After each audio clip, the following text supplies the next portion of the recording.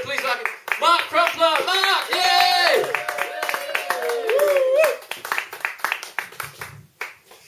Good evening. I can say ladies and gentlemen. I'm going to talk about a few personal things tonight. Personal, a little bit painful, but I can laugh about it now, and you must feel free to do exactly the same thing. My ex-wife, she calls it her little miracle. The surgeon called it a failed vasectomy. The child support agency, they said, well, let's just call it $225 a month. This was 2005. My wife tells me she's heavy with child. This is 14 months after I had told anybody who would listen that I had had a vasectomy. Bit of a shock, a few questions asked in the house. A few months later, fourth son, or as I call him, as I'm tucking him into bed at night during the access visits, the unwanted one. But with three sons already, thinking of a fourth name was always going to be difficult. And my wife, I remember, she wanted to call him Cameron. And I said, no, we must call him Evil. She's like, that's a bit harsh, just because he was conceived on the first night of the autumnal equinox, just after we'd broken down on the A666. I said, no, it's nothing to do with that. I said, I just thought we could name him after Evel Knievel. You know, the American guy used to jump motorbikes over things. And she's like, what are you talking about? So I had to explain it to her as well. You see, basically, vasectomy works when the surgeon, he cuts the old pipework down here, and this leaves a gap, which in theory, the sperm can't jump. Only my little Evel Knievels can. So, what I have coursing around my testicles are sperm that can soar across my scrotum in the style of Evel Knievel doing his famous Grand Canyon jump, albeit in the wet and the dark, which are totally unsuitable weather conditions for such a stunt. But to me, it is actually a fascinating procedure.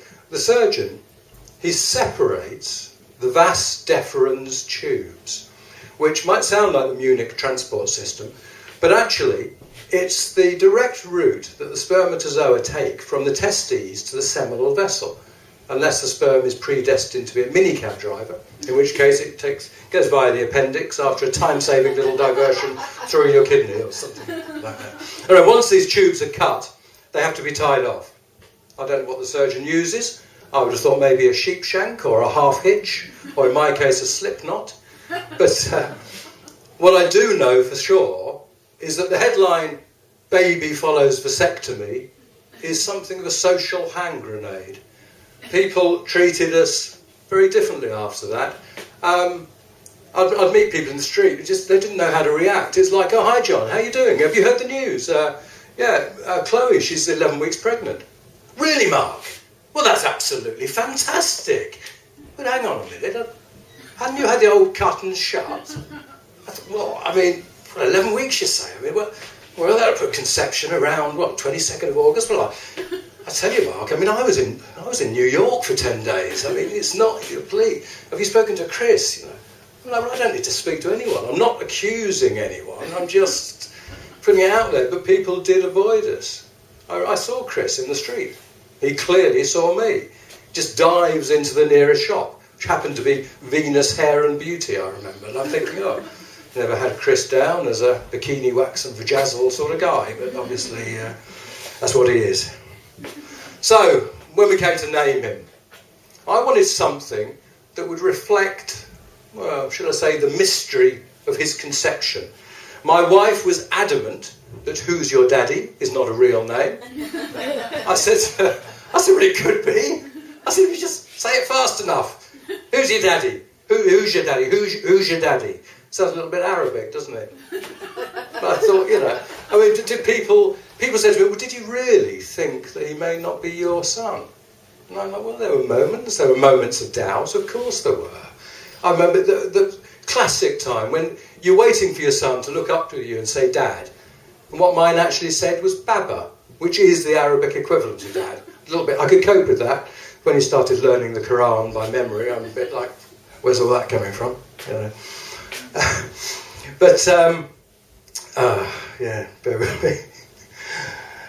So, doubts, I had doubts. But these insecurities and these stupid comments that I would make. That was what really pissed off my wife, soon to be an ex-wife. And it also pissed off Judge Faversham of the family division of the High Court, I remember.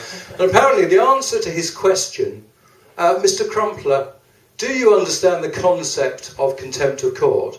The answer shouldn't have been, Your Honour, my contempt for this court is not merely a concept. But there is actually a simpler truth. A simple, quite proud truth, really, that my son is here because my sperm are a medical phenomenon. And this is linked directly to the fact that I'm bald.